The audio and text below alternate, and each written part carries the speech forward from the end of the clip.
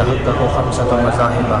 الأول قول أفلاطون بأن علوم الباري تعالى من ممكنات صور قائمة بنفسها مجردة عن المادة، وهذا المذهب مع بطلانه بما مر يبطل بأن الصور بعضها أعراض وهي طبيعة نائية لا يجوز أن تقوم بنفسها. أقول في وجه التفسي عنه أن مراده بالقائم بنفسها أن لا تقوم بالعالم بها، وحينئذ يجوز أن يكون صور الأعراض كالسواد والبياض مثلا قائمة بالمحال كالأجسام مثلا غير قائمة بالباري تعالى. فإن قلت علم السواد بدون الجسم ممكن، قلت لأنه لا يمكن في علم الباري تعالى لأمر لا يعلم إلا هو، كما لا يمكن وجود السواد في الخارج بدون الجسم لأمر يعلم ممكن أيضا. اچھا،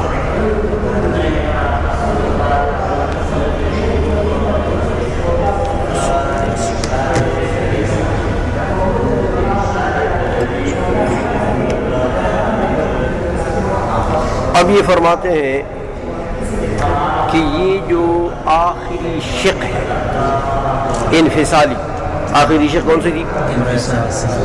کہ علم باری تعالیٰ العیاذ باللہ باری تعالیٰ سے کیا ہو؟ منفصل.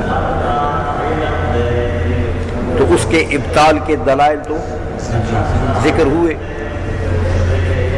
کہ یہ ہے تو باطل. لیکن فرماتے ہیں کہ یہ جو شق ہے نفس الامر میں حکماء کے 5 مذاہب ایسے ہیں.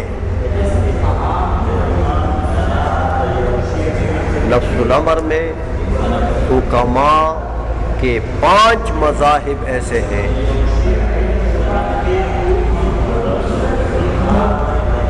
جن کا رجوع اس شق کی طرف ہے،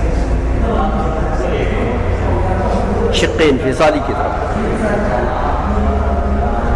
سمجھائیے، حکماء کے 5 مذاہب ایسے پائے جاتے ہیں. جب ہم اس مسئلے میں تحقیق کرتے ہیں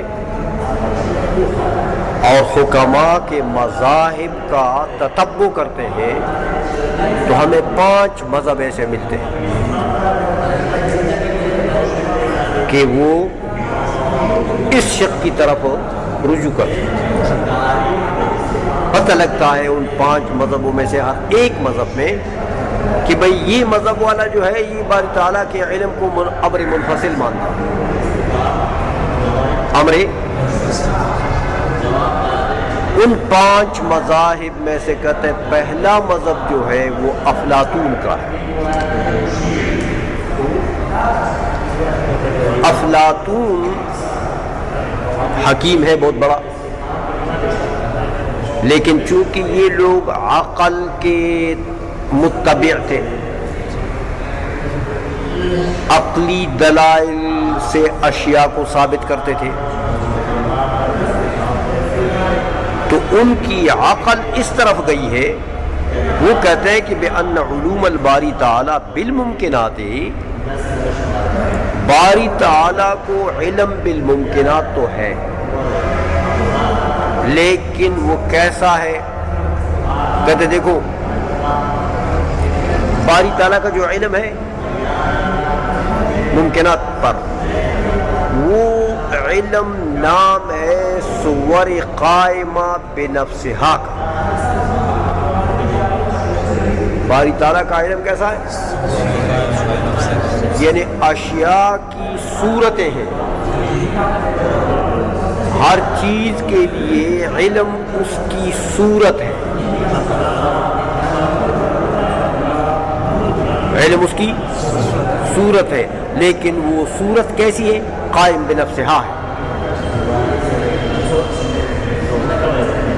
سنائیے، ایک تو یہ کہ قائم بنفسہا ہے، دوسرا کیا کہ مجردتاً عن المادۃ. تم پھر کہتے ہو کہ قائم بنفسہا ہے، تو پھر جو چیز قائم بنفسہا ہے تو اس کا تو مطلب یہ ہے کہ اس میں حیولہ ہوگا، اس میں پھر حیولہ ہوگا، مادہ ہوگا. کہتے نہیں، مادے سے مجرد ہے، وہ جو ہر چیز کی صورت ہے وہ صورت کیسی ہے؟ قائم بنفسہا ہے، لیکن مادہ اس میں نہیں ہے، حیولہ اس میں نہیں ہے، ایسی صورت ہے۔ تو یہ جو صور ہے اشیاء کی، یہ اشیاء کے اوپر، ممکنات کے اوپر جو باری تعالیٰ کا علم ہے وہ یہی صور۔ آئی سمجھ میں؟ اچھا،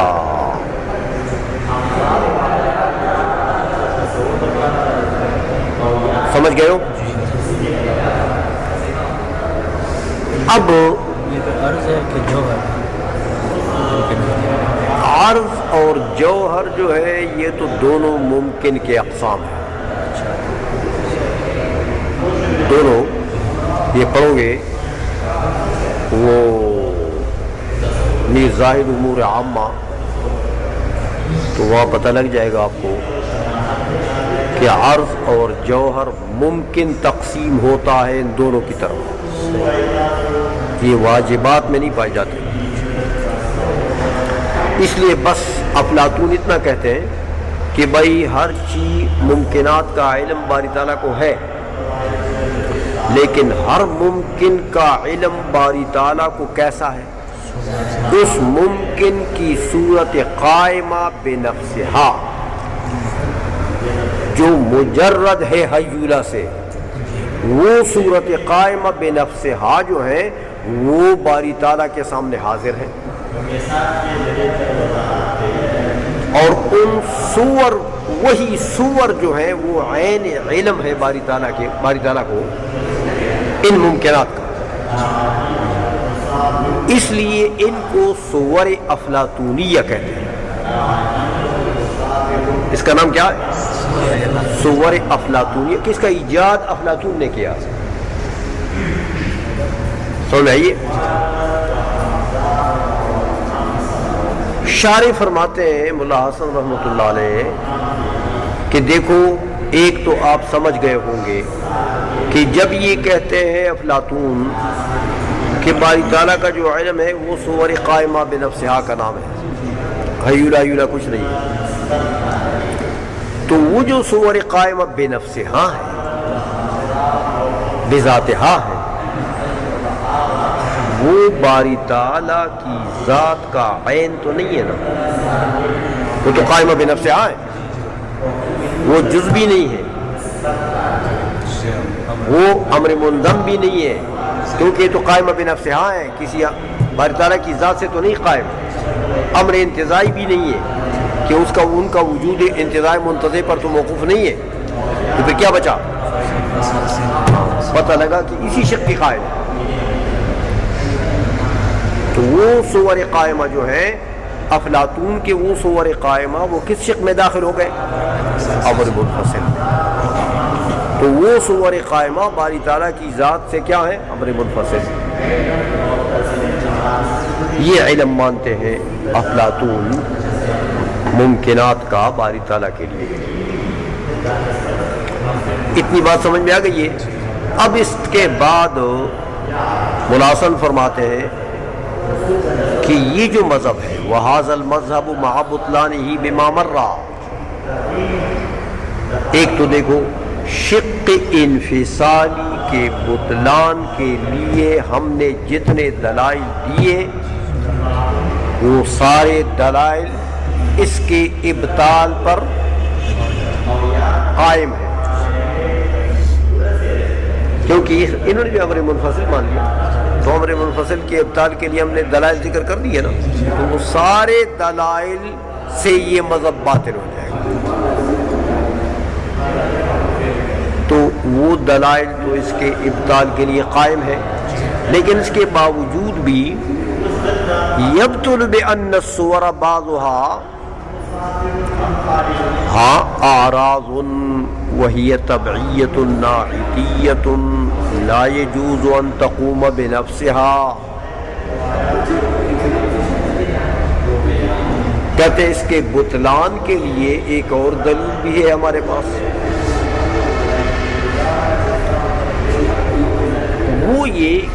جو سور افلاطونیہ ہیں یہ سور ہے نا، صورتیں ہیں، تو صورت کی بات تو ذرا آگے بڑھاؤ کہ یہ صورت ہوتی کیا چیز، صورت ہوتی کیا چیز؟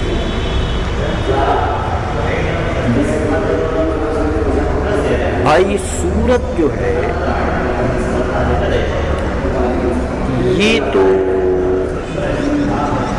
عرض ہوتی ہے، کیا ہوتی ہے؟ صورت الشے یہ تو عرض ہے، مقولہ عرض میں سے ہے۔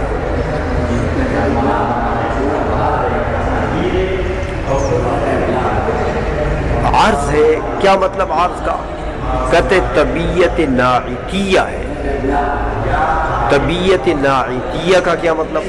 ناعتیہ کا مطلب یہ ہے کہ یہ کسی چیز کے لیے نعت بن رہی ہوگی، کسی چیز کے لیے صفت بن رہی ہوگی، تو اس کی ماہیت جو ہے وہ ماہیت عرض ہے۔ اس کی ماہیت کیا ہے؟ ماہیت عرض۔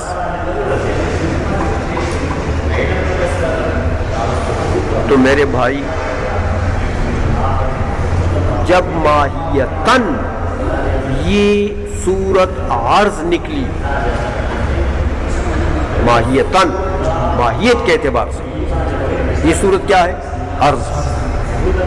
تو عرض قائم بے نفس ہو سکتا ہے، تو یہ افلاطون 1000 مرتبہ چیخے مارے کہ وہ قائم بے نفس ہے، قائم بے نفس ہے، تو ہم قائم بے نفس ہے اس کو مان لیں گے؟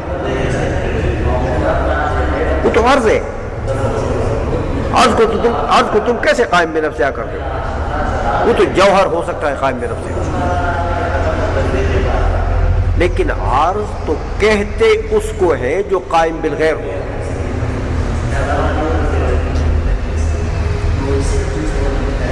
سمجھ آئیے؟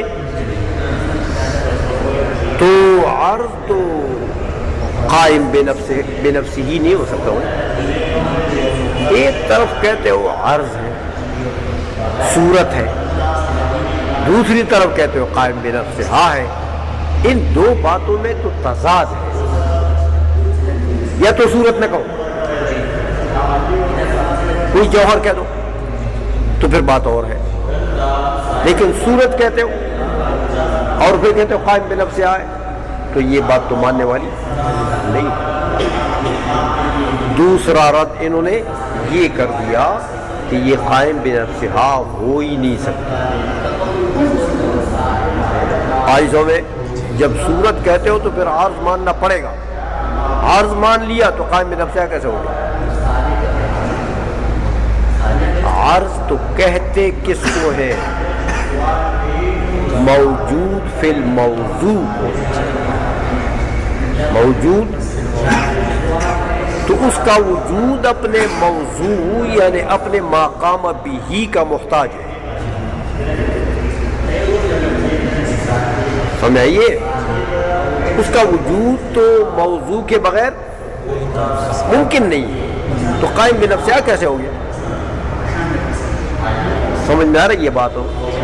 یہ ملا حسن نے اس مذہب کے اوپر ایک اور رد کر دیا، ہاں، کہ مع بطلانہ بما مرہ، جو دلائل ہم نے شق انفصالی کے بطلان کے لیے دیے ان دلائل سے بھی یہ مذہب باطل ہے، لیکن اس کے ساتھ ساتھ یبطلو بأن الصور بعضها اعراض، کہ یہ جو صور ہیں کل نہ صحیح، چلو بعض تو اعراض ہوں گے، پہلے تو کل اعراض ہیں، لیکن چلو کل نہ صحیح، ان میں سے ایک لے لو، تو یہ ایک تو عرض ہے نا۔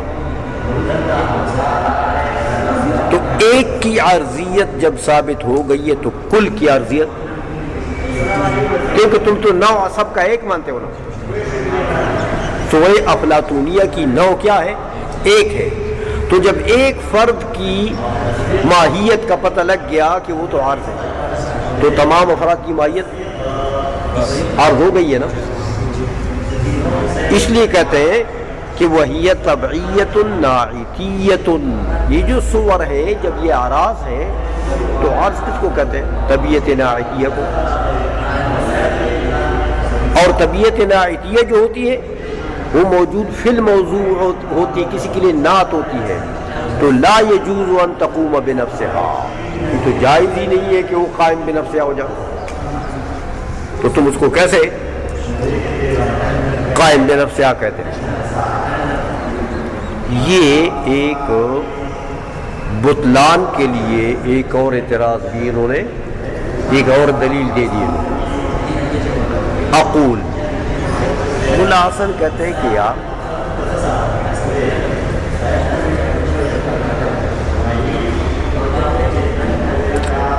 یہ جو آخری اعتراض ہے نا جی ابھی جو کیا ہے انہوں نے، وہ ممرہ نہیں کہتے، اس اعتراض کا جواب ہو سکتا ہے، اس اعتراض کا جواب ہو سکتا ہے، لیکن وہ ماقبل والے جو باقی ہیں وہ نہیں، ان کا کوئی جواب نہیں ہے. ان دلائل جو ابطال کے لیے دیے نا شیخ انفصالی کے، ان کا کوئی جواب نہیں ہے.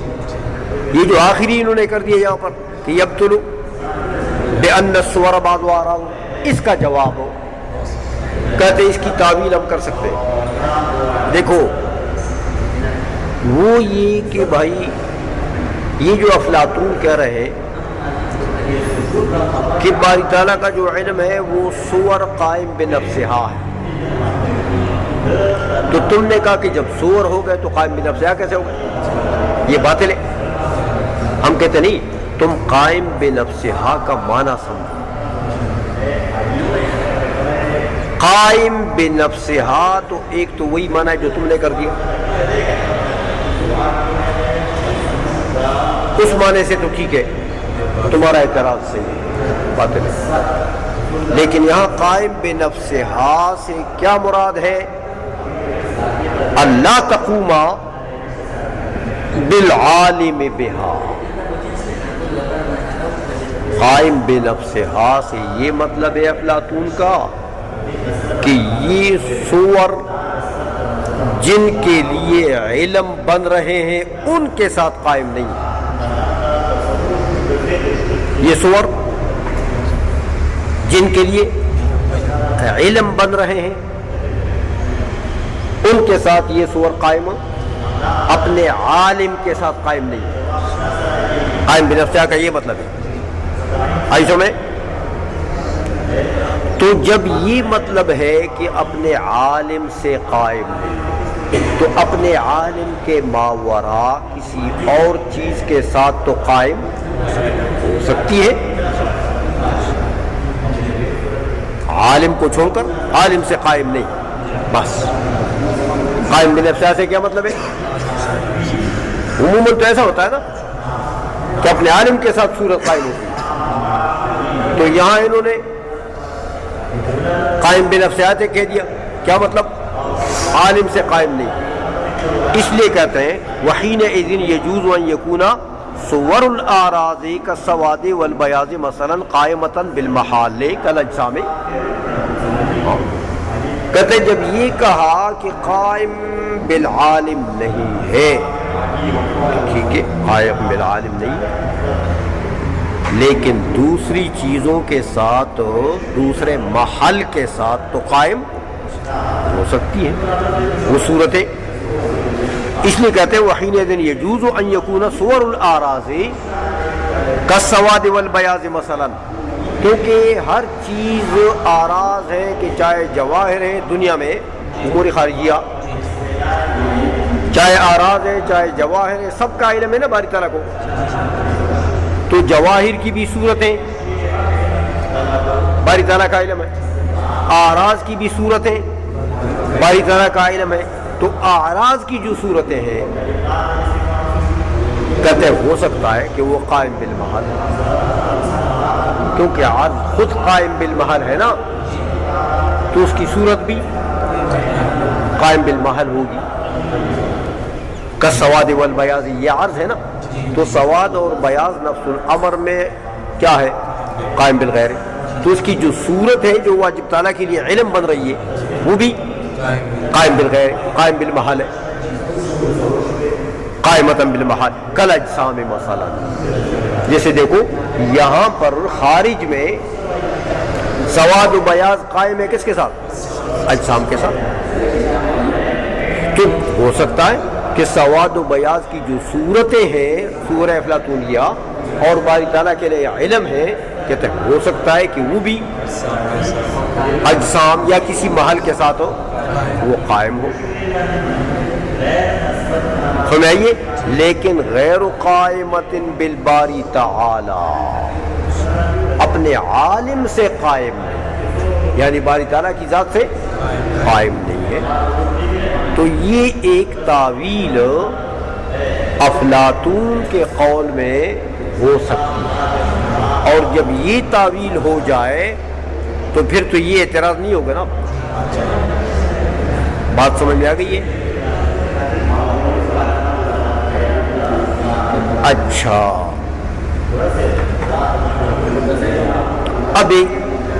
اب اس تعویل کے اوپر ایک سوال ہوگا،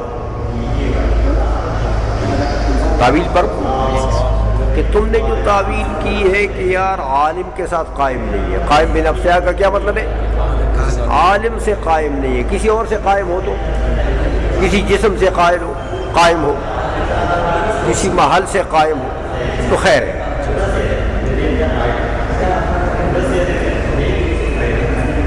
کہتے ہیں بھائی دیکھو، اگر تم کہتے ہو کہ سواد کی جو صورت ہے قائم بنفسہا یہ باری تعالیٰ کا علم ہے، جیسے افلاطون نے کہہ دیا،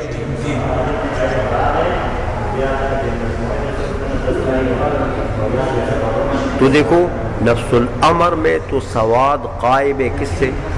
جسم سے. سواد قائم ہے کس سے؟ جسم سے.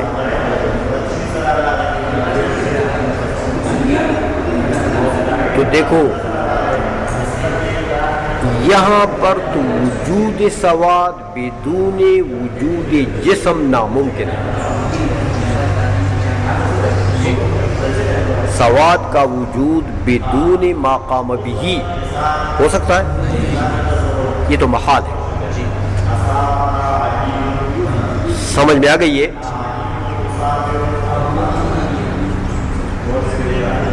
لیکن دیکھو باری تعالی کو تو ہر چیز کا علم ہے نا، تو ہر چیز کا علم کیسے ہوگا؟ اس کی صورت افلاطون کے مذہب پر.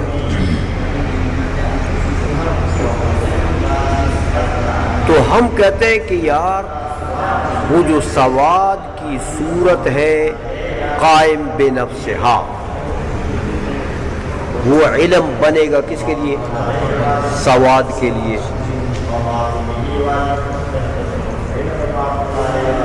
تو بھائی باری تعالی کا علم بالسواد، علم بالسواد بدون الجسم یہ ممکن ہے.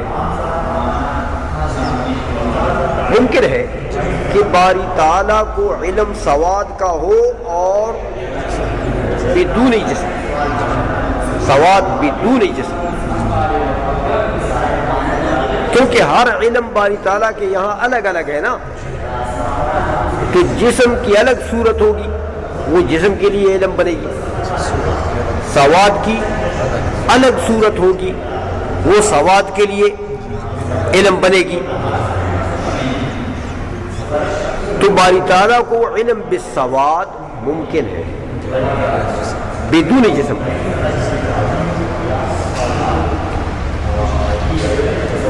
تو تم نے تو کہا کہ بھائی قائم بنفسہ سے یہ مطلب ہے کہ عالم سے قائم نہیں ہے، باقی کسی اور محل سے قائم ہوگا، باقی کسی اور محل سے ضرور قائم ہوگا، کیونکہ اس کا وجود نہیں ہو سکتا ہے بغیر کسی تو اگر صورت کو صور افلاطونیہ کو آپ نے محلوں کے ساتھ قائم کر دیا تو پھر بھی وہی صور افلاطونیہ باری تعالیٰ کا علم ہے. تو اس کا تو مطلب یہ ہے کہ باری تعالیٰ کو سواد کا علم بدون محل نہیں ہو سکے گا. بات سمجھ میں آ رہی ہے؟ اس کا تو مطلب یہ ہوا کہ سواد کا علم بدون محل باری تعالیٰ کو، کیونکہ سواد کا وجود ہی نہیں ہے بدون محل.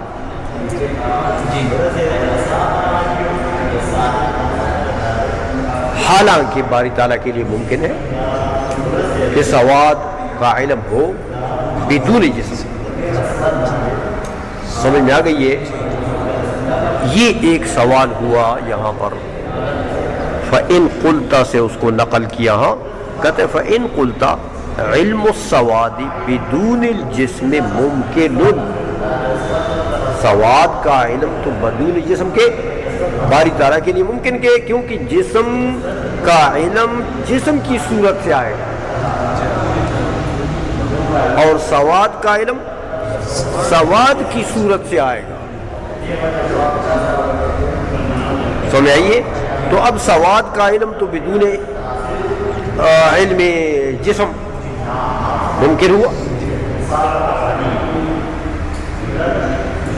قلت سے تو جب یہ ممکن ہوا تو تمہاری اگلی بات تو پھر غلط ہو گئی ہے کہ تم کہتے ہو کہ وہ صور قائمہ بنفسہا کا یہ مطلب ہے کہ اپنے عالم سے قائم نہیں دوسرے سے قائم ہو سکتا ہے. تو جب دوسرے سے قائم ہوگا تو پھر علم ہوگا. وہ صورت افلاطونی جو ہے وہ تو عرض کی قائم ہو گئی ہے کس کے ساتھ؟ جسم کے ساتھ، کسی اور چیز کے ساتھ. بغیر کسی چیز کے ساتھ قیام کے تو وہ اس کا وجود ہی نہیں. سمجھائیے؟ تو پھر سواد کا علم بدون جسم ممکن ہوا نہیں، حالانکہ یہ تو ممکن ہے. یہ ایک سوال یہاں پر اس کا یہ جواب دیتے ہیں کہ قلت لعلہ لا يمكن في علم الباری تعالی لامر لا يعلمه الا هو.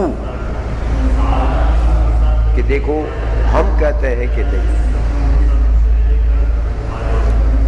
سواد کا علم باری تعالیٰ کو بدون جسم ہم کہتے ہیں یہ ممکن ہی نہیں. باری تعالیٰ کے علم میں اگر بات کرتے ہو تو سواد کا علم باری تعالیٰ کو بدون جسم ناممکن ہے. تو انہوں نے کہا ممکن ہے نا، ہم کہتے ہیں ناممکن ہے. بھائی کیوں ناممکن ہے؟ کہتے ہیں لِأَمْرٍ يَعْلَمُ هُوَ يَعْلَمُ، اس کی علت کو وہ جانے. کیوں ناممکن ہے؟ علت کو وہ جانے، بس ناممکن. سمجھ آئیے؟ وہ بھی جانے لیکن ہم بھی جانتے ہیں کہ سواد کا علم باری تعالیٰ کو بدون جسم ناممکن ہے. کیونکہ اگر بدون جسم صرف سواد کا علم ہو بدون علم جسم تو جسم پر جہل لازم نہیں آیا.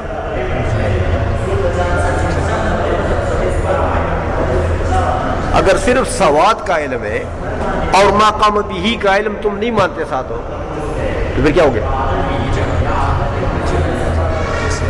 تو جسم کے بنسبت تو جہل لازم آ گیا.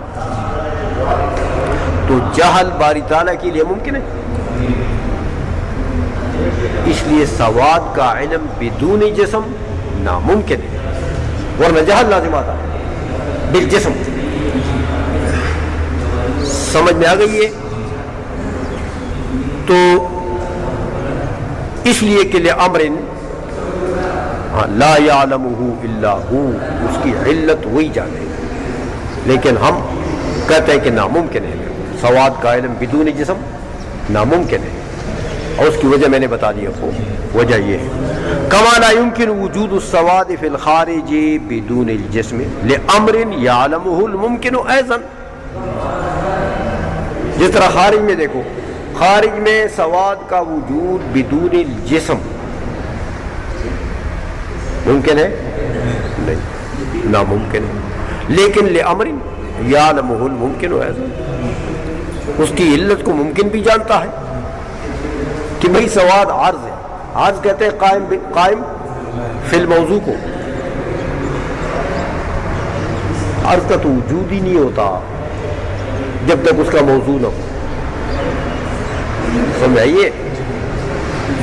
تو ظرف اتصاف میں تو صرف موضوع ہوگا. سواد کدھر ہے؟ سواد تو موضوع کے ساتھ قائم ہوگا تو اس کا وجود آئے گا. سمجھ آ رہی ہے؟ تو کہتے جس طرح یہاں دیکھو کما لا یمکن وجود السواد فی الخارج بدون الجسم، جس طرح خارج میں سواد کا وجود بدون جسم کے ناممکن ہے کہ نہیں ہے؟ ناممکن ہے. لیکن اس کے ناممکن ہونے کی وجہ لِأَمْرٍ يَعْلَمُهُ الْمُمْكِنُ، ویسا ناممکن ہونے کی وجہ ممکن کو بھی معلوم ہے، برقرار کو بھی معلوم ہے. اور وہ میں نے بتا دیے کہ چونکہ عارض کا تو وجود فی الموضوع کو کہتے ہیں نا، موجود فی الموضوع کو، تو موضوع کے بغیر کیسے اس کا وجود ہو سکتا ہے؟ وہ تو اس کی ماہیت میں داخل ہے. موضوع تو اس کی ماہیت میں داخل ہے، تو موضوع کے بغیر اس کا وجود کیسے ہو سکتا ہے؟ بات سمجھ میں آ گئی ہے؟